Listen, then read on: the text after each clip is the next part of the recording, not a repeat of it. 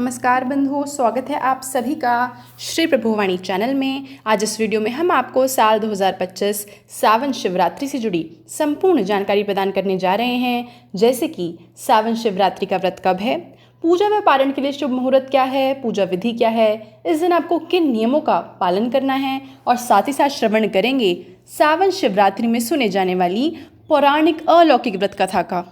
तो चलिए बिना किसी देरी के वीडियो को शुरू करते हैं। किंतु उससे पहले यदि आप हमारे चैनल पर नए हैं और इसी प्रकार हमसे जुड़े रहना चाहते हैं तो कृपया कर चैनल को लाइक, शेयर एवं सब्सक्राइब करना ना भूलें। बंधुओं, सावन का माह भगवान शिव का महीना माना जाता है और ऐसा कहा जाता है कि जो भी भक्त इस पूरे माह में भगवान शिव की भक्ति उपासना करता है उस पर भगवान अवश्य ही प्रसन्न होते हैं। बंधुओं, सावन माह में कृष्ण पक्ष में आने वाली चतुर्दशी तिथि को ही सावन महाशिवरात्रि का व्रत रखा जाता है। इस दिन भक्तगण भगवान शिव का जलाभिषेक करते हैं और यह तिथि बेहद खास मानी गई है। आइए जानते हैं कि 2025 में सावन शिवरात्रि का व्रत कब है। तो बंधुओं, यह पावन अवसर 23 जुलाई के दिन है। आप नोट कर सकते हैं कि सावन चतुर्दशी तिथि प्रारंभ होगी 23 जुलाई प्रातःकाल 4:39 पर और इसका समापन होगा 24 जुलाई प्रातःकाल 2:28 पर। बंधुओं, निश्चित काल यानी कि रात्रि में पूजा मुहूर्त रहेगा रात्रि 12:07 से लेकर रात्रि 12:48 तक, और व्रत का पारण यानी कि व्रत तोड़ने के लिए सही समय है 24 जुलाई प्रातःकाल 5:38। अब आइए जान लेते हैं सावन शिवरात्रि से जुड़ी महत्वपूर्ण पूजा विधि। तो बंधुओं, इस दिन सूर्योदय से पूर्व उठकर स्नान आदि से निवृत्त होकर आप व्रत का संकल्प ले लें और इसके पश्चात शिवलिंग पर दूध, दही, घी, शहद, शक्कर से अभिषेक करें और दीपक जलाकर संपूर्ण शिव परिवार की अर्चना करें। शिवलिंग पर बेलपत्र, धतूरा, भस्म, भोग अर्पित कर शिव मंत्रों का जाप करें और शिव चालीसा का पाठ करें।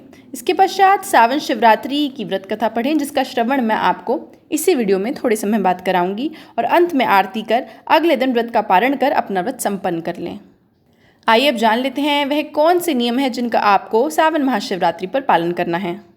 तो बंधुओं, इस दिन आपको तामसिक भोजन का सेवन नहीं करना है, जैसे कि प्याज, लहसुन, अदरक, बैंगन, सेम की फली, मसूर की दाल इत्यादि। आपको शिवरात्रि के दिन शिवलिंग में केतकी, सिंदूर, रोली, कुमकुम नहीं चढ़ाने हैं। सावन शिवरात्रि पर आप माता पार्वती को श्रृंगार का सामान हरी चूड़ियाँ अर्पित करें, इससे सौभाग्य की प्राप्ति होती है। भगवान शिव की पूजा में तुलसी दल का प्रयोग ना करें और गंगा जल से भगवान शिव का अभिषेक अवश्य करें।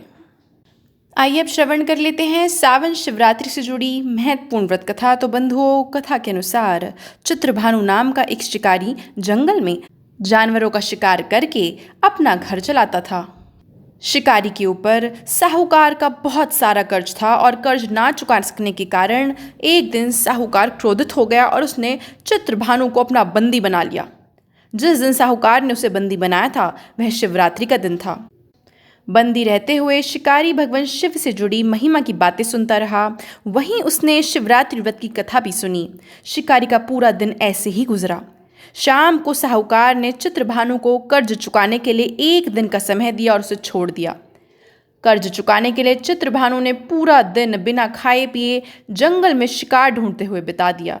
शिकारी ने मचान बनाते समय पेड़ की कुछ टहनियां तोड़ी और संयोग से बेलपत्र के कुछ पत्ते शिवलिंग पर जा गिरे। इस प्रकार शिकारी ने दिन भर भूखे प्यासे रहकर अनजाने में ही सही पर शिवरात्रि का व्रत किया और शिवलिंग पर बेलपत्र भी चढ़ा दिए।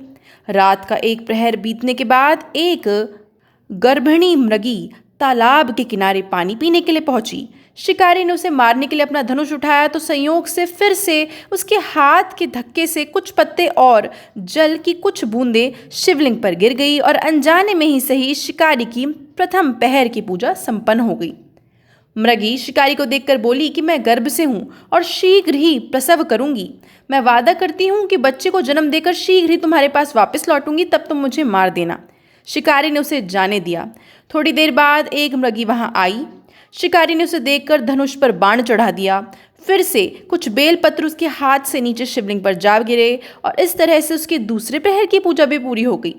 इस मृगी ने भी विनम्रतापूर्वक शिकारी से निवेदन किया कि मैं थोड़ी देर पहले ऋतु से निवृत्त हुई हूँ, मैं अपने प्रिय की तलाश कर रही हूँ, मैं वचन देती हूँ कि अपने पति से मिलकर शीघ्र ही वापस आऊंगी, तब तुम मुझे मार देना।